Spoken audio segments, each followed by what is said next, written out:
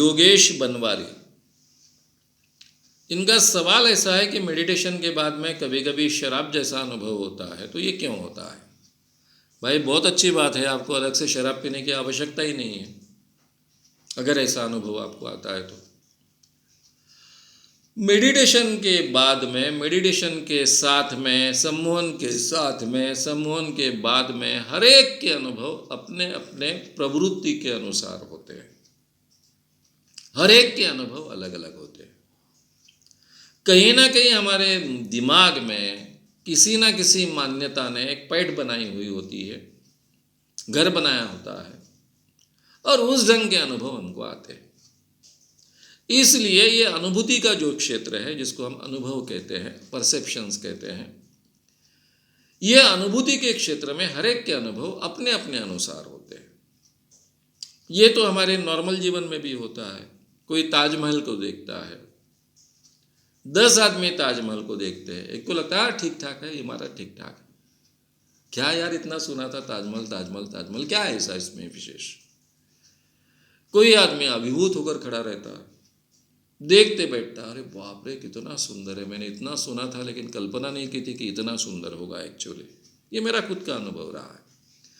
अब हमने ताजमहल के इतने फोटोज़ देखे रहते हैं, इतनी बार ताजमहल की प्रतिकृतियाँ पिक्चर्स से लेकर हर जगह देखी रहती है, कि जब मैं पहली बार ताजमहल देखने गया था तो मैं देखते रह गया कि अरे बाप रे इतना सुंदर होता है ताजमहल। ये तो फोटो पर से और बाकी चीज़ों पर से कभी ध्यान में ही नहीं आया था। उसके बाद में मैंने कई बार ताजमहल देखा। पहली बार तो मैंने पूरे धूप में देखा था, दोपहर को कुछ तो भी 12-1 बजे देखा था, दिल्ली से गया था, लेकिन वो अनुभव मुझे फिर जिंदगी में कभी नहीं आया।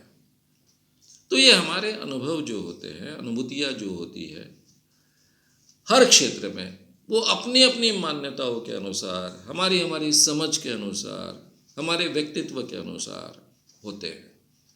तो इसलिए आपके दिमाग में कहीं तो भी आया होगा कि शराब की अनुभूति, वो ट्रिगर ऑफ हो गया, वो अनुभव आपको अच्छा लगा, इसलिए बार बार आ रहा है। एंजॉय कीजिए। शराब के बगैर अगर शराब का अनुभव आपको आता है तो शराब पीने की आवश्यकता नहीं है। एक बहुत बड़े बुरी चीज़ से आपको छुटकारा मिलने का अवसर है, तो उसका फ़ायदा उठा लो। क्योंकि साइकोलॉजिकल अगर शराब का अनुभव आपको आता है तो उसके शरीर पर तो बुरे परिणाम होने वाले नहीं हैं, उसका एडिक्शन होने वाला नहीं है।